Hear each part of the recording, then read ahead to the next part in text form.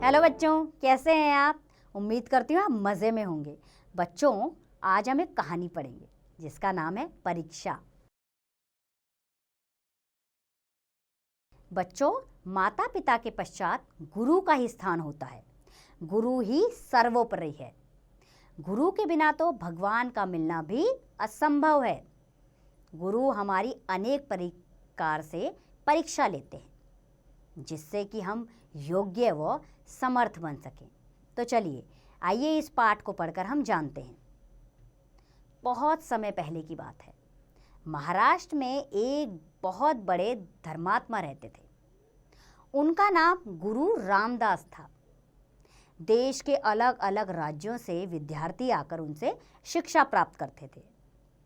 गुरुजी अपने सभी शिष्यों से प्रेम करते थे। फिर एक दिन उन्होंने यह सोचा कि पता किया जाए कि उनका सर्वश्रेष्ठ शिष्य कौन है। सर्वश्रेष्ठ का अर्थ होता है बच्चों सबसे अच्छा, सबसे श्रेष्ठ। उन्होंने उनकी परीक्षा लेने का निर्णय लिया। वह अपने आसन पर बैठकर सहसा जोर जोर से कराहने लगे। उनके कराहने की आवाज सुनकर सभी शिष्य दौड़े दौड़े उनके पास आए। उन्होंने उत्सुकता से पूछा, गुरुजी क्या बात है, आप इस तरह क्यों करा रहे हैं। गुरुजी ने उन्हें सांकेतिक भाषा में चले जाने को कहा। सांकेतिक का अर्थ होता है इशारों में बात करना। सभी शिष्य आश्चर्यचकित थे कि आखिर आज गुरुजी को क्या हो गया है। उनकी समझ में नहीं आ रहा था कि गुरुजी के व्यवहार में इतना परिवर्तन क्यों है।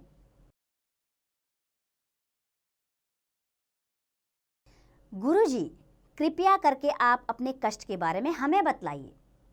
हाँ गुरुवर, हम कोई ना कोई समाधान अवश्य ढूंढ लेंगे। समाधान का अर्थ होता है बच्चों समस्या का निदान करना, उसका हल ढूंढना। आपकी कठिनाई दूर हो जाएगी। अब कुछ नहीं हो सकता, बहुत विलंब हो चुका है। विलंब का अर्थ होता है बच्चों देर। यह बात गुरुजी ने कराहते हुए कहा। फिर भी आप हमें बताने की कृपा करें। शिष्यों ने फिर आग्रह किया। तो सुनो, कुछ दिन पहले मेरे पैर में एक फोड़ा निकला था। देखने में लगता था कि यह साधारण उपचार से ठीक हो जाएगा, किंतु ऐसा नहीं हुआ। अब वही फोड़ा पीड़ा पहुंचा रहा है। गुरुजी ने बोला, आप चिंतित ना हो गुरुजी, आपके गांव में एक वैद्य रहते हैं। हम उन्हें अभी बुला कर लाते हैं। उनकी चिकित्सा से आपका फोड़ा अवश्य ठीक हो जाएगा। पुत्र, मैंने भी उन्हीं वैद्य को बुलाया था। उन्होंने ही मुझे बताया कि फोड़ा अंदर से पक गया है और इससे विष रिसाव हो रहा है। क्या वैद्य जी ने इसका कोई उपचार नहीं बताया? एक शिष्य ने पूछा।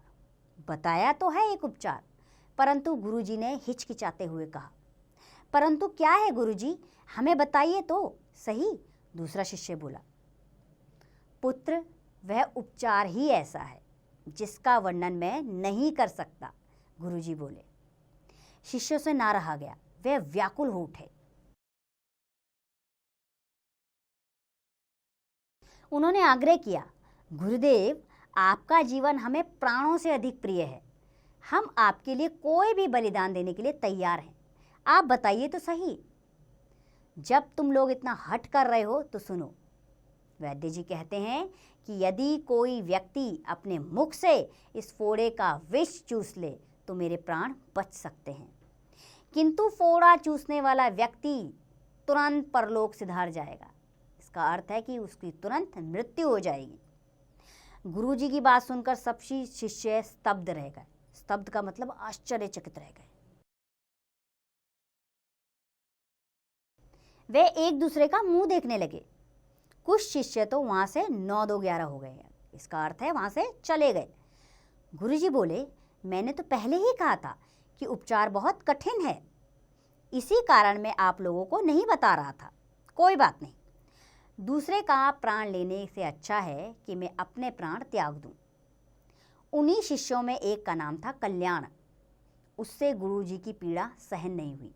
पीड़ा का अर्थ होता है दर्द। वह गुरुजी से बोला, गुरुदेव, मैं आपके फोड़े का विष चूसने के लिए तैयार हूँ। मेरे जैसे शिष्य तो सैकड़ों हैं, पर आप जैसा गुरु बार बार जन्म नहीं लेता।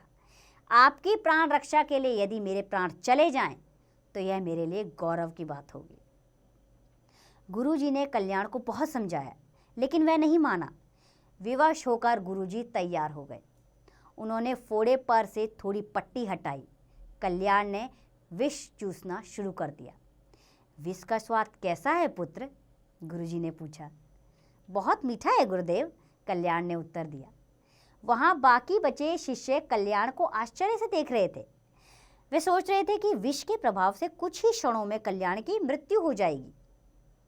गुरुजी ने अंत में सारी पट्टी खोल दी। फोड़े के स्थान पर पका हुआ आम बंधा था। सभी शिष्य सिर झुकाए खड़े थे। गुरु रामदास को कल्याण पर गर्व हो रहा था। गर्व का अर्थ होता है प्राउड। गुरुजी द्वारा ली गई परीक्षा से हमें यह पता चलता है कि माता पिता के पश्चात गुरु का ही स्थान है। गुरु ही सर्वश्रेष्ठ है। वही हमें भगवान तक पहुंचने का रास्ता बताते हैं।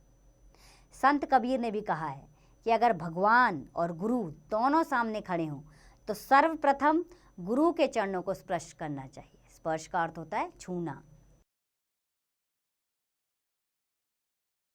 उन्होंने गुरु को भगवान से बड़ा कहा है, क्योंकि गुरु ही हमें भगवान तक पहुंचने का मार्ग बताते हैं। तो बच्चों, गुरु हमारे जीवन में अहम स्थान रखते हैं। माता पिता और गुरु से बढ़कर इस जीवन में कोई नहीं। गुरु हमारे जीवन में ज्ञान का प्रकाश जगाते हैं और हमें बुद्धिमान बनाते हैं। तो हमें हमेशा अपने गुरु का सम्मान करना चाहिए। अब आप इसका अभ्यास स्वयं कीजिए।